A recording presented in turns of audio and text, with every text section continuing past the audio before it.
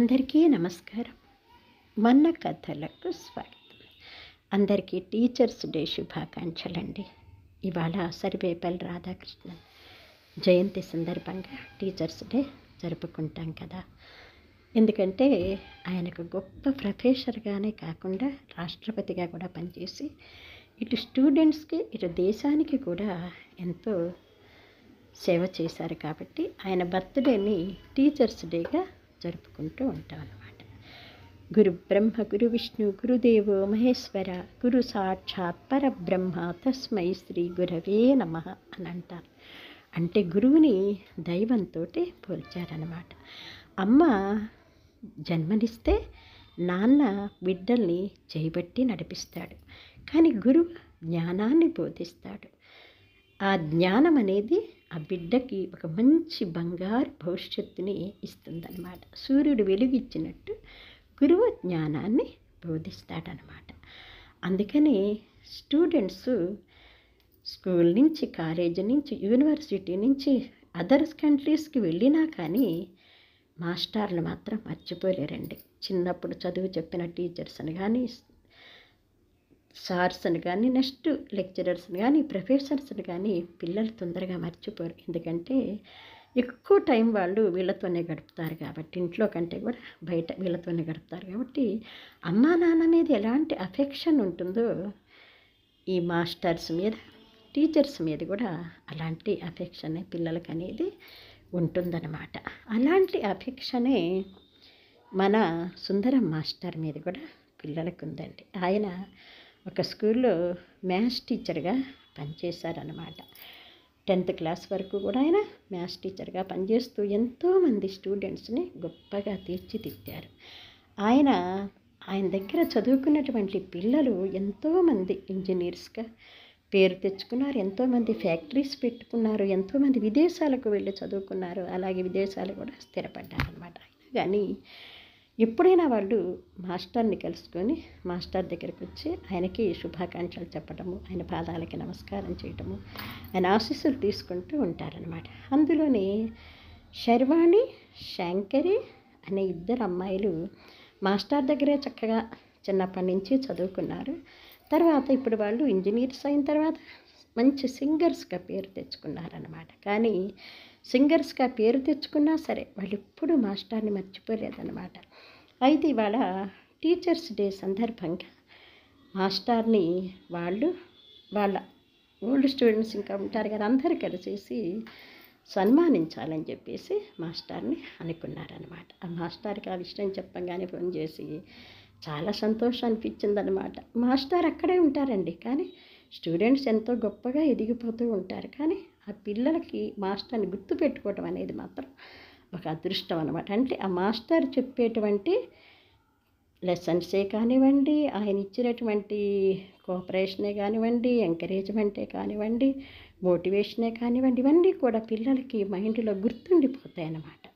ఒక మంచి టీచరు బట్టి పిల్లల యొక్క ఫ్యూచర్ కూడా ఉంటుందన్నమాట. అలాంటి అఫెక్షనే ఈ మాస్టర్ మీద పిల్లలకి ఉందన్నమాట. అందుకని ఓల్డ్ స్టూడెంట్స్ అందరూ కలిసేసి ఆయనకి సన్మానం చేద్దామని చెప్పేసి అనుకున్నారు. మాస్టర్కి 4 కొడుకులు, ఒక్క కూతురునమాట. అందరినీ బాగా చదివించాడు, అందరికీ చక్కగా మంచి ఉద్యోగాలు, పెళ్ళిళ్ళు చేశాడు. అందరూ కూడా సిటీలోనే ఉంటారు. అయితే మాస్టర్ భార్య మాత్రం సీతమ్మ గారు ఇక్కడే ఉంటారన్నమాట. అంటే ఇద్దరే మాత్రమే వండుకొని తింటూ అలాగే ఉంటుంటారు. ఆయన ఇంకా రిటైర్ అయిపోయినా కానీ ఇంకా వేరే ప్రైవేట్ స్కూల్లో కూడా జాబ్ చేస్తున్నారనమాట. పిల్లలు ఫోన్ చేసి, మాస్టర్ మీకు మేము రేపు సన్మానం చేద్దాం అనుకుంటున్నాం మాస్టర్, మీరు మాకు ఎంతో చేశారు, మా తృప్తి కోసం మీకు సన్మానం చేద్దాం అనుకుంటున్నాం అనగానే అంత పెద్ద గొప్ప సింగర్స్ తనతో మాట్లాడటమే గొప్ప అనుకున్న ఆయన పైగా అసలు వాళ్ళని ఆయన గుర్తుపట్టలేకపోయినాడు కూడా. కానీ వాళ్ళే గుర్తు చేసేసరికి ఎంతో సంతోషపడ్డాడనమాట. మాస్టారు మేము మీకు సన్మానం చేద్దాం అనుకుంటున్నాం అని చెప్పంగానే ఆయనకి ఆనందంతో ఉబ్బి తబ్బిపోయిపోయినారు. వెంటనే భార్యకు ఫోన్ చేసి చెప్పేసి, సీత మనకి సన్మానం చేస్తారట, మా ఓల్డ్ స్టూడెంట్స్ని గుర్తున్నారో లేదో, ఇప్పుడు వాళ్ళిద్దరు మంచి సింగర్స్, అసలు పాటలు పాడుతుంటారు కదా, ప్లేబ్యాక్ సింగర్, మంచిగా సినిమాలో బాగా పాడుతున్నారు, మంచి పేరు తెచ్చుకున్నారు, వాళ్ళు నా స్టూడెంట్స్, నేను మర్చిపోయినా వాళ్ళు ఎంత గుర్తుపెట్టుకున్నారో చూసావా అన్నారు మాస్టర్. ఎందుకు గుర్తుండరండి, మీరు ఎంత గొప్పగా చెప్తారు, అందుకే పిల్లలకి మీరంటే అంత ప్రేమ, అంత అభిమానం అన్నాడు. సరే కానీ మరి రేపు సన్మానానికి మన పిల్లలు కూడా రమ్మనమని చెప్పి ఫోన్ చేయి, వాళ్ళ ఎదురుగుండా నాకు వాళ్ళు సన్మానం చేస్తే సంతోషంగా ఉంటుంది అన్నారు ఆయన. వాళ్ళు వస్తారటండి అంత ఆవిడ అనుమానంగా. అదేంటి అలా అంటావు, ఎందుకు రారు, ఊర్లోనే కదా ఉన్నారు, పండక్కి పబ్బాలకి మనం వాళ్ళ దగ్గరికి పోతున్నాం కదా, అలాగే రమ్మని చెప్పి వస్తారులే అన్నాడు ఆయన. ఎందుకు, సరేలేండి చెప్తాను, ఎందుకంటే వాళ్ళు ఏదో ఒక వంక చెప్తారు, పండగ అంటారు, పబ్బం అంటారు, పైగానేమో సెలవు లేదంటారు, కుదరలేదంటారు, ఈయనకేమో అర్థం కాదు, పైగా చెప్తేనేమో బాధపడతారు. సరేలే చెప్తానండి, మీరేం బాధపడకండి, వస్తారులేండి అన్నది ఆవిడ కూడా. సరే తప్పకుండా నువ్వు ఫోన్ చేసి చెప్పు, లేకపోతే నేనన్నా చెప్తాను, మీరు ఎందుకు రండి చెప్తాను, నేను చెప్తాలే అన్నది ఆవిడ.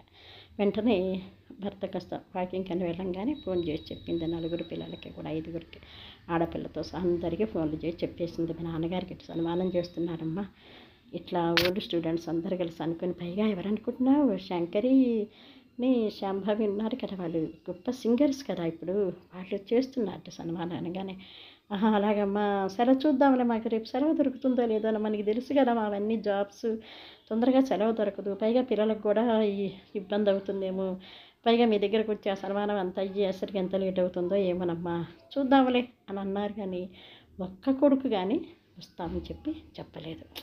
ఆమెకు తెలుసు వాళ్ళు ఏదో ఒక వంక చెప్తారు, తొందరగా రారని ఆమెకు తెలుసు, కానీ ఆయనకి అర్థం కాదు.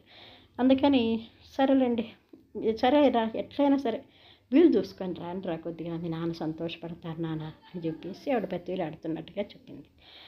చెప్పినా కానీ 4 కొడుకులు కూడా, చూద్దాంలేమ్మా, మా పరిస్థితి నువ్వు ఎందుకు అర్థం చేసుకోవే, అసలు మా జాబులు మాకు ఉంటాయా, నీ కోడళ్ళకు కూడా జాబులేనా, మరి వాళ్ళకి సెలవు దొరకాలా, మాకు సెలవు దొరకాలా, అయినా కానీ ఎంత వీడియో తీస్తారు కదే, నేను తర్వాత చూస్తాంలే, అయినా లైవ్ ప్రోగ్రామ్కి వస్తుంది కదా, ఎప్పుడప్పుడు చూస్తాంలేమ్మా, మమ్మల్ని విసిగించబాకు అన్నారు కొడుకులు. పోనీ కూతురికి చెప్పేసి, నువ్వన్నారు అవి మీ నాన్నగారికి సంతోషం అనిపిస్తుంది సన్మానం చూస్తుంటే అని, చూద్దాంలేమ్మా, మీ అల్లుడి గారు ఒప్పుకోవాలి కదా అంది. సరే తెల్లవారింది, స్టూడెంట్స్ అందరూ వచ్చారు, పెద్ద స్టేజ్ ఏర్పాటు చేశారు, చక్కగా ఆయన్ని పొగుడుతూ ఎంతో గొప్పగా మాట్లాడారు టీచర్సు, మాస్టర్సు, తర్వాతనేమో స్టూడెంట్స్ అందరూ కూడా, స్టూడెంట్స్ అందరూ ఆయన ఎంతో గొప్పగా ఆకాశానికి ఎత్తేసి మాట్లాడుతుంటే ఆయనకి ఎంతో సంతోషం అనిపించిందనమాట. తర్వాత స్టేజ్ ముందు కూర్చున్నటువంటి సీతమ్మను కూడా పిలిచేసి ఇద్దరికి కలిపి చక్కగా శాలువా కప్పి పూల గుర్తులు ఇచ్చి పూలదండలు వేసేసి వాళ్ళని గురించి ఎంతో గొప్పగా ఆ పిల్లలు మాట్లాడుతుంటే ఎంతో సంతోషం అనిపించింది. కన్నుల పండగగా జరుగుతున్న ఈ వేడుకకి తమ పిల్లలు కూడా వస్తే ఎంత బాగుంటుంది. వీళ్ళందరికీ మాస్టర్ ఒక తండ్రిలాగా ఉన్నాడు, కానీ సొంత కొడుకులు కూడా వస్తే ఎంత బాగుంటుంది.